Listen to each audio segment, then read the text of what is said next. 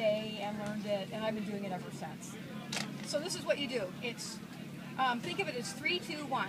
It's 3 eggs, 2 cups of flour, 1 cook. Okay, 3, 2, 1. So 2 cups of flour, and I do that thing where you level it off, and then you take your measuring cup and you just make a well.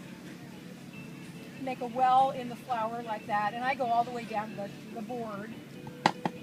Welcome. We're making pasta today. Yeah. So you get 3 eggs, and you crack it in the middle like it's a little swimming pool.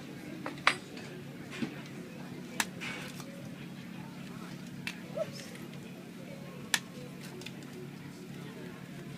Hi there. Hi, I'm just watching. Oh, sure. It's homemade pasta. Homemade pasta. Come in the shade. Yeah, come in the shade. The first people here get the shady spots. The thing I like about making pasta this way is some people will do it in a food processor or a KitchenAid or something, and the reason I don't, and the reason I do it by hand, is because you have more control over how much flour the eggs will absorb. It's just like force feeding a baby. If you put it in a food processor and just cram it in, and then you might get a really tough dough. And so it depends on the size of the eggs, it depends on the humidity.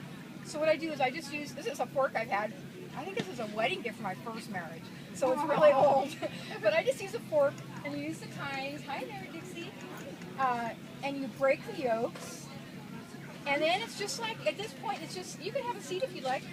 It's just like you're making scrambled eggs. So we're making pasta, in case you didn't hear. So you just have to remember that this bowl is made out of flour.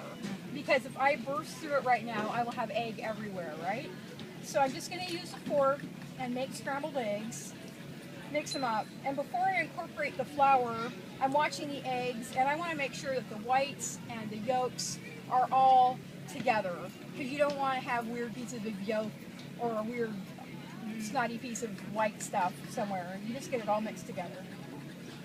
And you're welcome if you want to stand up and peer over from time to time. That's okay with me. So what I'm doing, so now I'm just doing this little circular motion, and now I picture it like a delta that's going to have it's going to be undermined from below. I take the tines of my fork, and instead of scooping the flour in from the top, I'm taking my fork and I'm going under the wall of the flour. So pretty soon you'll see it kind of falling in on itself a little bit. So I just start mixing in more and more flour. And this is such a great activity to learn because what's cheaper than flour and eggs, right? I think that's why I like baking, is if you make a mistake, you're not out, $100 for a prime rib or something like that.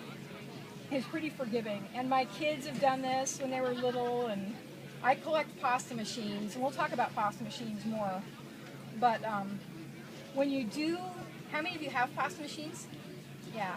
Okay, those of you who don't have them yet, look for one that's made in Italy.